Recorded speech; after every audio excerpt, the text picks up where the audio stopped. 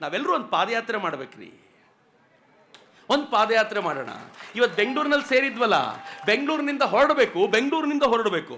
ದಾರಿಯುದ್ದಕ್ಕೂ ಕೂಡ ಜನರನ್ನ ಸೇರಿಸ್ಕೊಳ್ತಾ ಹೋಗಬೇಕು. ಒಂದು ಮಹಾಯಾತ್ರೆ ಆಗಬೇಕು. ಜೈಲಿನಿಂದ ಬಿಡುಗಡೆಯಾಗಿ ಬಂದಾಗ 50-60 ಜನರಿದ್ರೆ ದೊಡ್ಡ ಮೆರವಣಿಗೆ ಅನ್ನೋರು,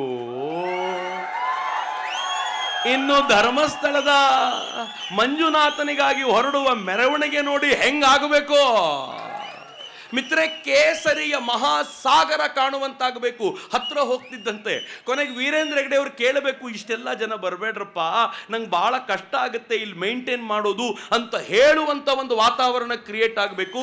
ನನಗನ್ಸುತ್ತೆ ನಾವೆಲ್ಲರೂ ಸೇರಿ ಇದಕ್ಕೆ ಮಾಡಬೇಕು ಅಂತ ನನ್ನ ಅಪೇಕ್ಷೆ ಇದೆ. ನಾವೆಲ್ಲರೂ ಸೇರೋಣ. ಮೂರನೇದೊಂದು ಕೆಲಸ ಇದೆ ರೀ. ಅವರೆಲ್ಲರೂ ಸೇರಿ ಡಿಸೈಡ್ ಮಾಡ್ತಾರೆ. ಎಲ್ಲರೂ ಭಾಳ ಸಮರ್ಥರಿದ್ದಾರೆ. ಡಿಸೈಡ್ ಮಾಡಿ ಒಂದು ಸಲ ಒಂದು ದೊಡ್ಡ ಮೋರ್ಚಾ ಮಾಡೋಣ ಮತ್ತು ಸ್ವಾಮೀಜಿನೂ ಕರ್ಕೊಂಡು ಹೋಗೋಣ. ದಾರಿಯುದ್ದಕ್ಕೂ ನಮಗೆ ಯೋಗದ ಚಿಂತನೆಯನ್ನು ಹೇಳ್ತಾ ಸ್ವಾಮೀಜಿಯವ್ರನ್ನೂ ಕರ್ಕೊಂಡು ಹೋಗೋಣ.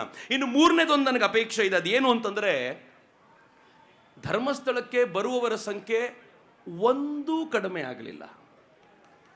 ಧರ್ಮಸ್ಥಳಕ್ಕೆ ಯಾರು ಬರ್ತಾರೋ ಅವ್ರು ಯಾರೂ ಕಡಿಮೆ ಆಗಲಿಲ್ಲ. ಅಫ್ಕೋರ್ಸ್ ಜಾಸ್ತಿ ಆಗಿರ್ಬೋದು, ಆದರೆ ಭಯ ಏನಿದೆ ಗೊತ್ತೇನು?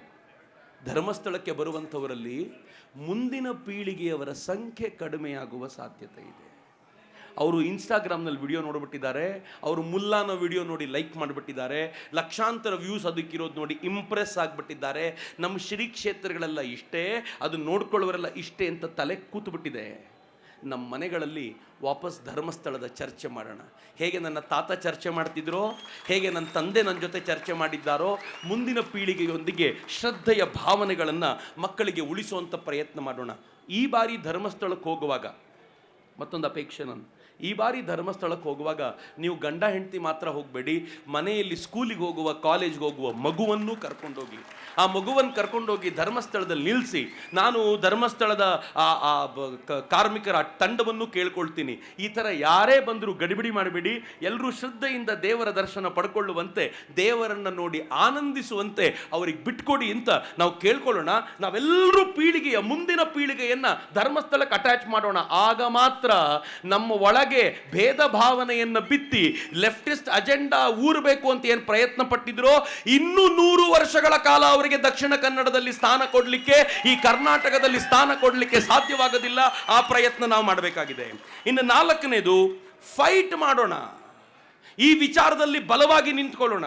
ನಾನು ಲಿಂಗಾಯತ ಅಲ್ಲ, ನಾನು ಗೌಡ ಅಲ್ಲ, ನಾನು ಜೈನ ಅಲ್ಲ, ನಾನು ಬೌದ್ಧ ಅಲ್ಲ, ನಾನು ಸಿಖ್ ಅಲ್ಲ, ನಾನು ಬ್ರಾಹ್ಮಣ ಅಲ್ಲ, ನಾನು ಹಿಂದೂ ಎನ್ನುವಂಥ ದೃಷ್ಟಿಯಿಂದ ಇದರ ಮೇಲೆ ಇರುವಂಥ ಆಘಾತಕ್ಕೆ ಬಲವಾಗಿ ಪ್ರತಿರೋಧ ಒಡ್ಡುವಂಥ ಪ್ರಯತ್ನವನ್ನು ಮಾಡಿದರೆ ನನಗನ್ಸುತ್ತೆ ನಾವು ಗೆಲ್ತೀವಿ ಅಂತ.